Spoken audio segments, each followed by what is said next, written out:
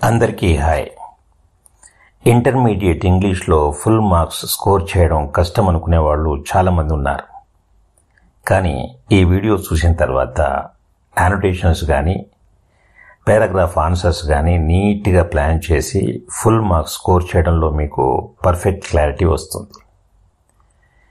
ఇప్పటి వరకు trial and ఎర్రర్గా prepare అవుతున్నారా? ఇక మర్చిపోండి. ఈ వీడియోలో పూర్తిగా ప్రాక్టికల్గా ఎగ్జామినర్ మైండ్ సెట్తో యానోటేషన్ మరియు పారాగ్రాఫ్ ఆన్సర్ ఎలా రాయాలో తెలుసుకుందాం. Let us begin. యానోటేషన్స్ అంటే ఎగ్జామినర్ చేతి వేళ్ల మీద కౌంట్ చేయగలిగే ఫిక్స్డ్ ప్యాటర్న్లో ఆన్సర్ రావాలి. అసలు యానోటేషన్ అంటే ఏంటి? Annotation is a short explanation for a given quotation from the lesson or poem. సింపుల్గా చెప్పాలంటే తెలుగులో దీన్ని సందర్భ సహిత వాక్యం అని అంటారు. ఎగ్జామినేషన్లో మనకిచ్చినటువంటి లైన్ ఎక్కడి నుంచి తీసుకోబడిందో, ఏ సిచ్యువేషన్లోంచి తీసుకోబడిందో, ఎవరు చెప్పారు అండ్ దాని మీనింగ్ ఏంటో ఎక్స్ప్లెయిన్ చేయడమే యానోటేషన్. ఉదాహరణకి, ఒక్కొక్కరిని కాదు షేర్ ఖాన్ ఒకేసారి 100 మందిని పంపించు అనే డైలాగ్ మీకు ఇస్తే మీరేం చేస్తారు? మీరు ఇలా చెప్తారు, ఇది రామ్ చరణ్ తేజ్ నటించినటువంటి మగధీర సినిమాలో ఉందని, దీన్ని డైరెక్ట్ చేసిన వారు రాజమౌళి అని, ఈ డైలాగుని రామ్ చరణ్ ఏ సందర్భంలో చెప్పాడో, ఎవరితో చెప్పాడో, ఎలా చెప్పాడో అనే వాటి గురించి చెప్తారు కదా. సేమ్ అలాగే ఏపీ ఇంటర్మీడియట్ స్టూడెంట్స్కి సెక్షన్ ఏలో మొదటి 2 రోమన్ క్వశ్చన్స్ యానోటేషన్స్గా ఉంటాయి. ఈచ్ రోమన్ బిట్లో 3 యానోటేషన్స్ ఇస్తారు. మొదటి రోమన్ క్వశ్చన్లో ప్రోజ్ నుంచి 3 యానోటేషన్స్ ఇస్తారు. మీరు 2 రాయవలసి ఉంటుంది, ఒకటి చాయిస్. అలాగే 2వ రోమన్ బిట్ పోయిటరీకి సంబంధించింది. దానిలో కూడా మీకు 3 క్వశ్చన్స్ ఇస్తారు, ఒకటి చాయిస్. 3వ Roman bit 3 prose paragraph questions ఉంటాయి, ఒకటి చాయిస్. ఇక 4వ Roman bit poetry 3 paragraph questions ఉంటాయి, ఒకటి చాయిస్. ఇక సెక్షన్ ఏలో లాస్ట్ది 5వ Roman bit short stories questions. 2 questions ఉంటాయి, ఒకటి చాయిస్. ఆ ఒక్కదానికి మార్క్స్ 8 మార్క్స్ అన్నమాట. ఇక మనం యానోటేషన్ ఫార్మాట్ గురించి తెలుసుకుందాం. మొదటగా ప్రోజ్ యానోటేషన్స్ని ఇలా ప్రారంభించండి. మీరు మొదటగా ఇంట్రడక్షన్ రాయండి. ఇంట్రడక్షన్ ఎలా స్టార్ట్ చేస్తారంటే, దీస్ లైన్స్ ఆర్ టేకెన్ అని లేదా ఎక్స్ట్రాక్టెడ్ అని ప్రారంభించవచ్చు. ఈ పార్ట్లో పోయం పేరు, పోయంని ఏ బుక్లోంచి తీసుకున్నారు, ఇది ఏ సంవత్సరంలో రాయబడింది, దీన్ని వ్రాసిన వారు ఎవరు, వారికి ఉన్నటువంటి బిరుదులేంటి, వారు రచించినటువంటి ఫేమస్ బుక్స్ ఏంటి, ఇంకా తదితర విషయాలు ఈ పార్ట్లో అంటే ఇంట్రడక్షన్ పార్ట్లో రాయవలసి ఉంటుంది.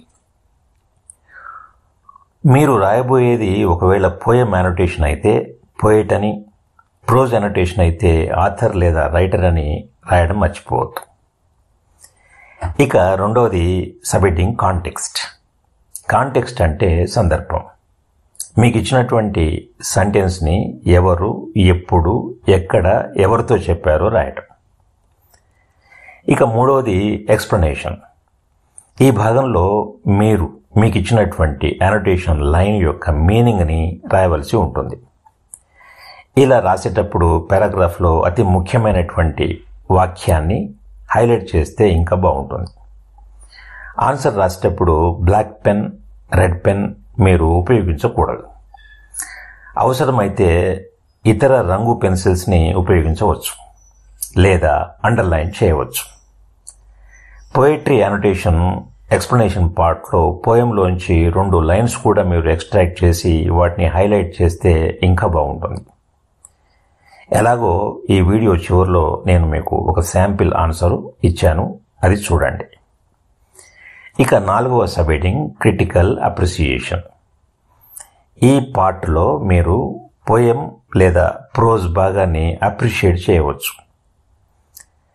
లిటరరీ లేదా పోయిటిక్ బ్యూటీని, పోయం యొక్క టోన్, అంటే పోయం ప్రకృతికి సంబంధించిందా, లేదా నేచర్కు సంబంధించిందా, లేదా ప్రేమకు సంబంధించిందా, ఇంకా సింబాలిజం ఎలా ఉంది, పోయంలో ఉన్నటువంటి ఫిగర్స్ ఆఫ్ స్పీచ్ వాటి గురించి కూడా రాయవచ్చు. ఇక చివరిగా మీరు ఆన్సర్ని, యానోటేషన్ని ఈ విధంగా ముగించండి. ఒక జనరల్ కొటేషన్ రాయండి. ఈ భాగంలో పోయం లేదా లెసన్కి సంబంధించినటువంటి ఒక అవుట్ సైడ్ కొటేషన్ రాస్తే బాగుంటుంది. ఈ జనరల్ కొటేషన్ అనేది ఆప్షనల్, కానీ ఇలా రాస్తే మాత్రం చాలా ఇంపాక్ట్ఫుల్గా ఉంటుంది. అది ఎలాగో కింద శాంపుల్ ఆన్సర్లో ఇచ్చాను చూడండి. ఇక ఇక్కడ మీకు టెక్స్ట్ బుక్లో వెనకాల నుంచి జూనియర్ ఇంటర్మీడియట్ టెక్స్ట్ బుక్ వెనకాల మోడల్ పేపర్లోంచి ఇక్కడ నేను ఒక యానోటేషన్ తీసుకుంటున్నాను. ఈ లైన్ చూడండి. You can't connect the dots looking forward, you can only connect them looking backward. ఇలా ఇస్తారు. ఇలా ఇస్తే మీరు వెంటనే ఇది ఏ లెసన్లోది, ఎవరు రాశారనేది గుర్తు చేసుకొని ఈ విధంగా ప్రారంభించండి. ఇంట్రడక్షన్ ఇలా ప్రారంభించండి. ఈ line you have got to find what you love అనే ప్రోజ్ లెసన్ నుంచి తీసుకోబడింది. ఈ లెసన్లో Steve Jobs Stanford University graduation స్పీచ్లో తన జీవితంలోని 3 టర్నింగ్ పాయింట్స్ గురించి చెబుతూ స్టూడెంట్స్కి మోటివేషనల్ మెసేజ్ ఇచ్చాడని చెప్పి మీరు ఇంకా అతని గురించి కొంచెం ఇంకొక 2 లైన్లు రాయవచ్చు. నెక్స్ట్ కాంటెక్స్ట్, సందర్భం. ఈ లైన్ జాబ్స్ తన college dropout life, calligraphy classes గురించి, యాపిల్ స్టార్టప్ జర్నీ గురించి చెప్పే సందర్భంలో వచ్చింది. అప్పుడు డెసిషన్స్ మీనింగ్ లేకుండా కనిపించినప్పటికీ కూడా కొన్ని సంవత్సరాల తర్వాత అవే ఇంపార్టెంట్ స్టెప్స్ అయ్యాయని చెప్పే సందర్భంలోనే రాయాలి. ఇక 3వది ఎక్స్ప్లెనేషన్ పార్ట్. ఈ భాగంలో స్టీవ్ జాబ్స్ చెబుతున్న విషయం గురించి రాస్తాం. మన ఫ్యూచర్ గురించి ముందుగానే కనెక్షన్స్ ఎస్టాబ్లిష్ చేయలేం, కానీ గతంలోకి అంటే వెనక్కి తిరిగి చూసినప్పుడు మన లైఫ్లో మనం తీసుకున్న డెసిషన్స్ ఒక్కోసారి లాజికల్గా, మీనింగ్ఫుల్గా అనిపిస్తాయి కూడా. అందుకే ప్రజెంట్లో కూడా కరేజ్తో మూవ్ ఫార్వర్డ్ అవ్వాలి మనం. ఎందుకంటే one day everything will make sense. ఇక 4వది క్రిటికల్ అప్రిసియేషన్. ఈ లైన్స్లో ఒక రియలిస్టిక్ మరియు ఇన్స్పైరింగ్ థాట్ లైఫ్ గురించి స్టీవ్ జాబ్స్ రాశాడని మనం రాస్తాం.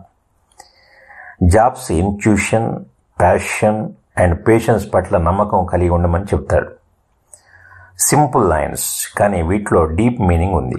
అందుకే ఇది స్టూడెంట్స్, డ్రీమర్స్ అందరికీ మోటివేషన్గా మారింది.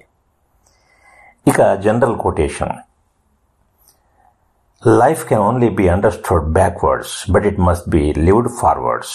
సోరెన్ కెర్గార్డ్ అనే వ్యక్తి దీన్ని రాశాడు. ఈ కోట్ స్టీవ్ జాబ్స్ చెప్పిన అర్థాన్ని రీఇన్ఫోర్స్ చేస్తుంది. జీవితంలో మనం వేసే స్టెప్స్ ముందు అర్థం కావు, వెనక్కి చూసినప్పుడు మాత్రమే క్లారిటీ వస్తుంది. ఈ type of outside quotation usage ఎగ్జామినర్ని ఇంప్రెస్ చేస్తుంది. ఇక ముఖ్యంగా గుర్తుపెట్టుకోవాల్సినటువంటి విషయం ఏంటంటే, ఈ యానోటేషన్ ఆన్సర్లో structure, clarity and connection to life lessons స్పష్టంగా కనిపిస్తే ఎగ్జామినర్ ఫుల్ మార్క్స్ ఇవ్వడంలో ఎలాంటి డౌట్ ఉండదు. ముఖ్యంగా గుర్తుపెట్టుకోవాల్సిన అంశం ఏంటంటే, మీ రైటింగ్ బ్యూటిఫుల్గా ఉండాలి. ఇక్కడ శాంపుల్ యానోటేషన్ ఇక్కడ ఇస్తున్నాను చూడండి. Introduction, context, explanation, critical appreciation, చివర్లో జనరల్ కొటేషన్. ఆ తర్వాత శాంపిల్ యానోటేషన్ పోయట్రీ. దీన్ని కూడా నేను junior intermediate lesson textbook వెనకాల నుంచి మోడల్ పేపర్లోంచి తీసుకున్నాను. He is called by thy name for he calls himself a lamb. దీనికి ఎలా రాయాలంటే, these lines are taken from the poem the lamb by William Blake, which is part of his poetry collection songs of innocence. The poem presents a child's innocent view of creation and expresses the belief that God, like a lamb, is gentle, pure and loving. ఇక second subheading context. These lines appear in the second stanza of the poem. The child speaker explains that the lamb shares its name with the Creator, who is none other than Jesus Christ, often referred to as the Lamb of God. ఇక మూడోది explanation part. The poet says that lamb, a symbol of innocence and purity, is closely connected to Christ, who also calls himself a lamb. Just like the animal is gentle and innocent, Jesus is also humble, kind, and self-sacrificing. So, the Creator and the creation both share the same qualities. This connection shows the spiritual unity between God and His creations. It also reflects the poet's belief that divine love is present in the simplest and purest forms of life. ఇక critical appreciation ఫోర్త్ది. These lines reflect the theme of divine innocence and purity. Blake uses the symbol of the lamb to represent both a child's innocence and Christ's love. The musical tone, repetition, and spiritual message make this a beautiful and meaningful poem. ఇంకా తర్వాత general quotation చూడండి. Blessed are the pure in heart, for they shall see God. Bible. ఇది బైబిల్లో ఈ Bible verse Blake poem మెసేజ్కి perfect ఎడిషన్గా ఉంటుంది. Pure హార్టెడ్గా ఉండే వాళ్లే గాడ్ని ట్రూగా ఎక్స్పీరియన్స్ చేయగలరని బైబిల్ చెబుతుంది. ఇది పోయం థీమ్తో పర్ఫెక్ట్గా అలైన్ అవుతుంది. ఈ జనరల్ కొటేషన్ ఖచ్చితంగా రాయాలా అని కొంతమంది అనుమానం.